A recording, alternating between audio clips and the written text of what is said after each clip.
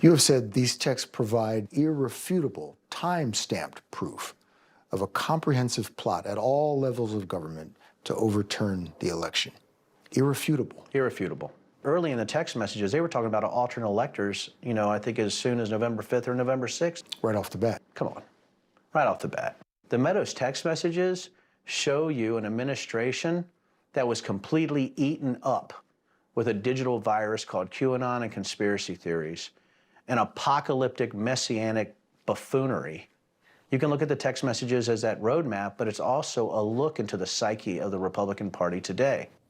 All right, that was on 60 Minutes last night. Former Congressman Denver Riggleman on the January 6th committee. And of course, that they're going to have, I believe, their last hearing on Wednesday.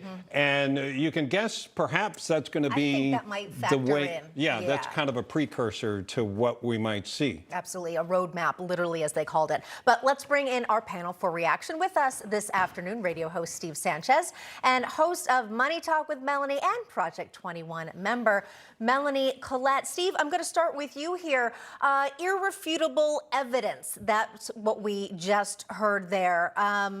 Do you think this might be the smoking gun that the January 6th committee and Democrats are looking for the former president?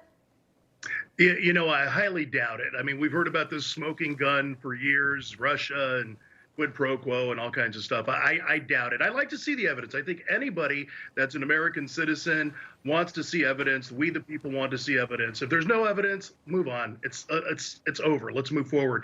Riggleman, we got to remember, is a never Trumper. Here's a guy that said Donald Trump was desperate. He's self-serving. Here's a guy that said Joe Biden would be a steady hand and have a pathway to a stable country, was open and serving in the Biden administration. So I really don't trust Riggleman. His constituents don't trust him either. It's obvious. That's why he keeps losing elections.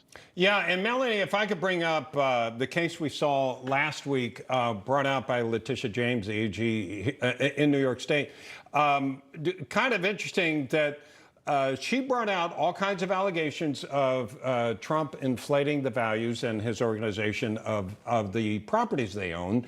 Yet from what I've read, all of the bank's loans were made whole, or the banks were made whole.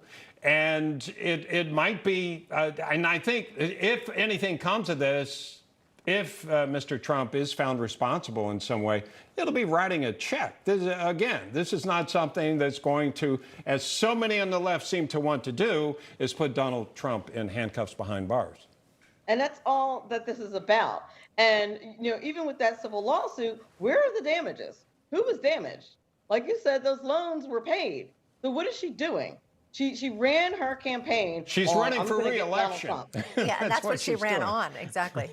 Right. So what is she doing? And as far as Riggleman is concerned, look at the context is everything. And anybody who has a monicum of common sense and a tiny bit of political savvy can see right through what that gentleman is doing. He's got a book coming out. Coincidence? The hearing is this week, and he does this big 60 Minutes interview. Coincidence? Look at the context. And Steve is right, of course, that he's a never Trumper, a very clear never Trumper. So when you look at all of that evidence, how reliable and objective is the information that he's giving in that interview when it all is slanted toward his political beliefs and his political leanings, and him and the rest of the left not wanting Donald Trump to be president ever again.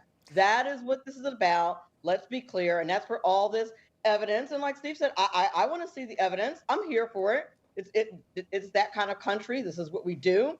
Of course, with the January 6th hearing, there's no deep defense, which is problematic, in my opinion, because in this country, you're entitled to a defense. You just don't have one side presenting all their so-called biased evidence. Yeah, I just like that she used the term modicum.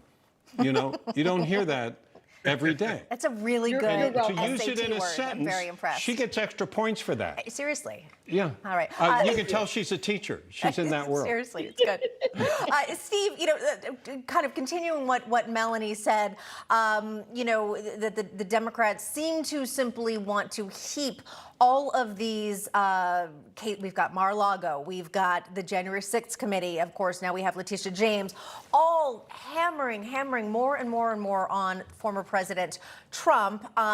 You know, is the timing a coincidence? Are they this terrified of Donald Trump running again?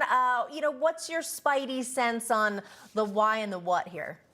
Well, it's absolutely that. I mean, we're just a mere few weeks away from the midterm election, probably the biggest midterm election in modern history. I really believe that this midterm election will either, put us in the deepest depths of the abyss, or it'll move our country forward and will put a stop to this lunacy of the Biden administration. It's all optics. You know, the Democrats are great with political theater. This is all optics to make Trump look guilty, that Trump and Trump supporters are guilty, and we cannot have that back in the White House. This is all it is. I mean, nothing's going to come out of this, and we're going to continue. If Trump runs and wins, we're going to continue to keep this fight, this witch hunt going. They'll never stop. This is all they do. They're obsessed. Right. They truly have Trump derangement syndrome. Okay, Steve, Melanie, stand by if you would. We've got a lot more to get to, including still ahead.